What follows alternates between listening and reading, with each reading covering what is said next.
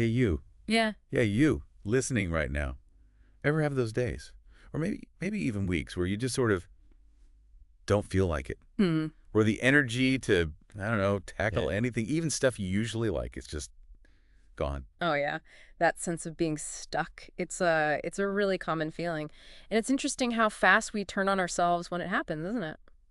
Absolutely. You start thinking, what's wrong with me? Why can't I just get motivated? But that's kind of the core of what we're digging into today, this feeling, this Mhm. low motivation. It's often like a signal. It's pointing to something else going on. Hmm. It's not usually some inherent flaw in you. That's such a good way to put it, a signal. Because it is tempting to just slap the lazy label on ourselves. Totally. But if you actually look a bit deeper, well, there's often a whole lot more to it. Context matters. And that's exactly what we're going to try and do here. We've been looking into some really interesting stuff on this, especially thinking about um, younger people, teens and students. So honestly, it applies to everyone. For sure. So we're going to break down what this lack of motivation thing actually looks like day to day. Mm-hmm. Then we'll explore some of the key reasons behind it. Could be emotional stuff, mental stuff, even your environment. Right. And then crucially, we want to give you some, realistic tools, things you can actually try with self-compassion to maybe start building a little momentum again. Okay, so let's get a handle on it first. What does it actually look like when motivation just dips? What are the signs? Well, the material we looked at, it paints a pretty clear picture. It's that feeling of just not wanting to start the schoolwork, Resistance. or that deep tiredness, even if you technically slept enough. Oh, that bone deep exhaustion. Yeah. And maybe ignoring goals you set, or hobbies just feeling like effort. Things you used to enjoy suddenly feel like a chore. Exactly. Or even just like struggling to get out of bed in the morning or feeling kind of numb, like you don't care about things you normally would. And it's so important to stress, like you said, this isn't usually just about willpower. It's not simply needing to try harder. Right. That's the trap, thinking, oh, I just need more discipline.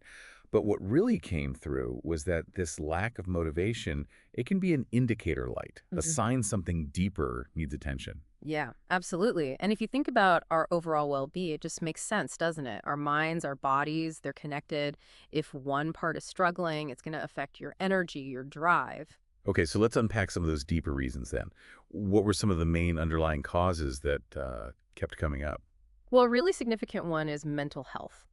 Things like anxiety, depression, ADHD, even the effects of trauma, they can seriously impact motivation. How so? Well, it's interesting. When your brain's dealing with that kind of stuff, it often shifts into like a survival mode or distress management mode. Okay. And that mode, well, it naturally takes priority over things like, being productive or chasing goals. Ah, I see. So your system is basically saying, deal with this immediate threat first, and doing stuff gets pushed way down the list. Exactly. Makes perfect sense from the brain's perspective. Then there's burnout. I think a lot of people can relate to this one. Oh, definitely. That constant pressure, maybe from school, work, or just feeling like you always have to be on, achieving, Yeah.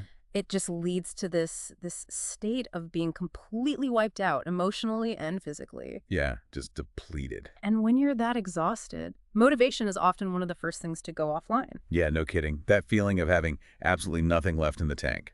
Another really interesting one that came up was perfectionism. Ah, The yeah. fear of not doing something perfectly, like flawlessly, can be so paralyzing that you don't even start. Right. It's like the bar feels so impossibly high that taking the first step seems pointless or terrifying. Exactly. It's that all or nothing thinking, and often it just leads to nothing. Yeah. And tied into that sometimes is this lack of purpose. This came up quite a bit. But why? The why, exactly. Motivation really thrives when we feel connected to why we're doing something. When that meaning feels fuzzy or it's just gone, it's incredibly hard to find the energy, let alone keep it up. That makes so much sense. If you don't see the point, why bother, right? It's like trying to navigate without a map or a destination. Precisely. And then one more big area is our daily habits, specifically things like sleep and um, overstimulation, Okay.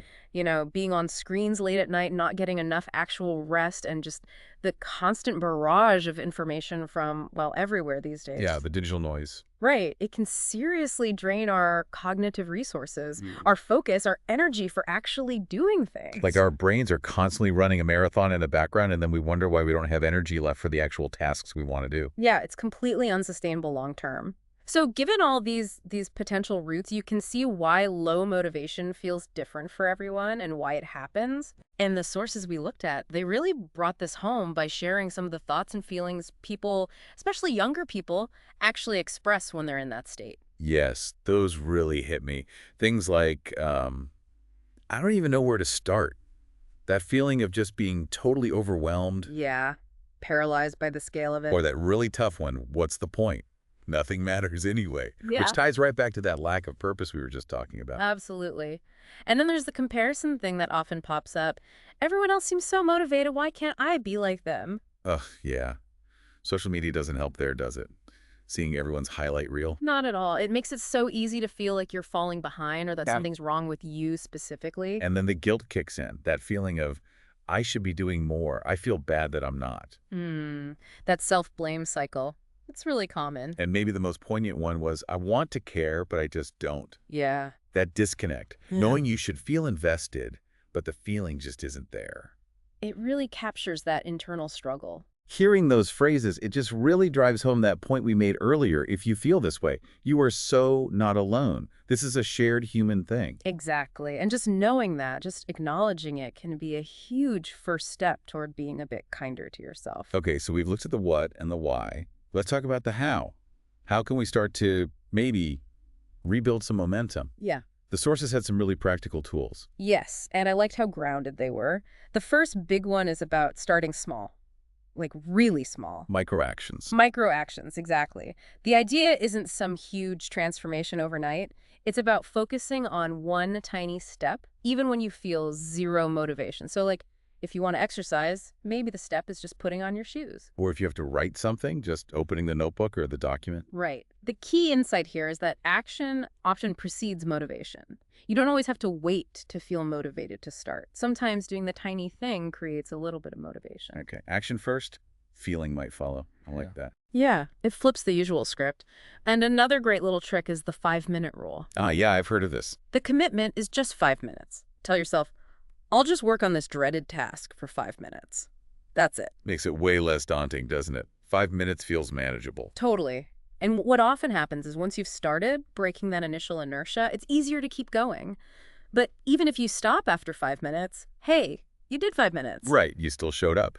Which leads kind of nicely into the next point about shifting focus.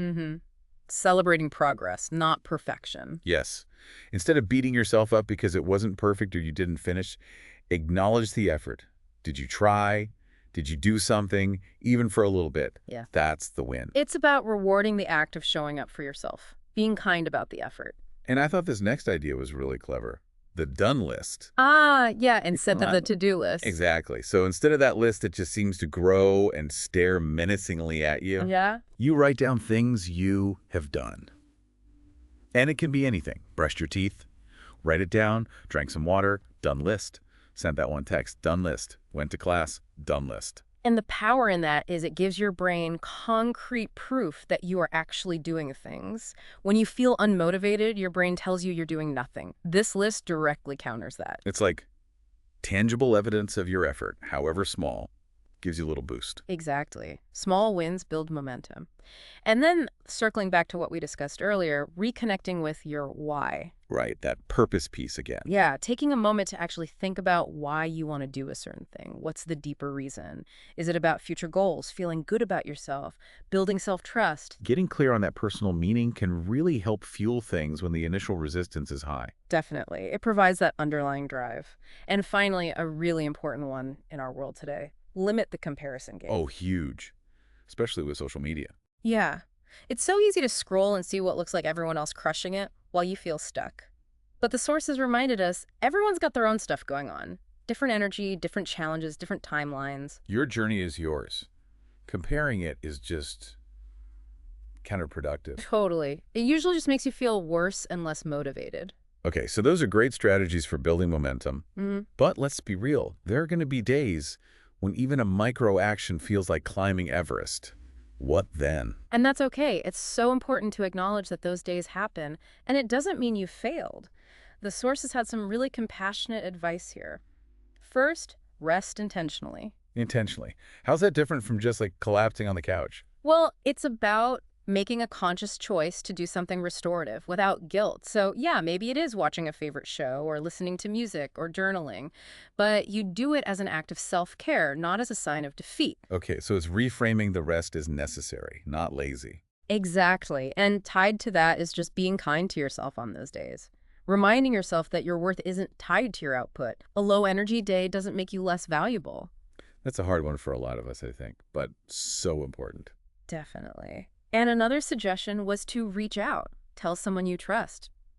Just saying it out loud, hey, I'm really not okay today, I'm struggling, can make a difference. Yeah, breaks the isolation. Let someone support you. And finally, the simple, gentle reminder.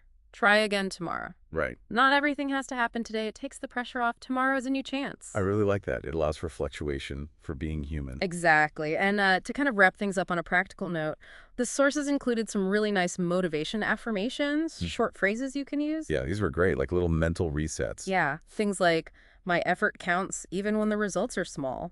Hmm. Connect back to those micro actions. Or, I am allowed to rest without guilt. Ooh, good one. Yeah. Directly tackles that productivity pressure. This one's helpful when things feel huge. I don't have to do everything, just one next step. Yeah, brings it back to the manageable. Takes the overwhelm down a notch. And reframing that self-criticism.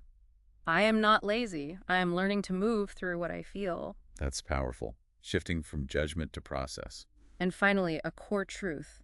My worth is not defined by my productivity. Yes. Needs to be on a billboard somewhere. Maybe so.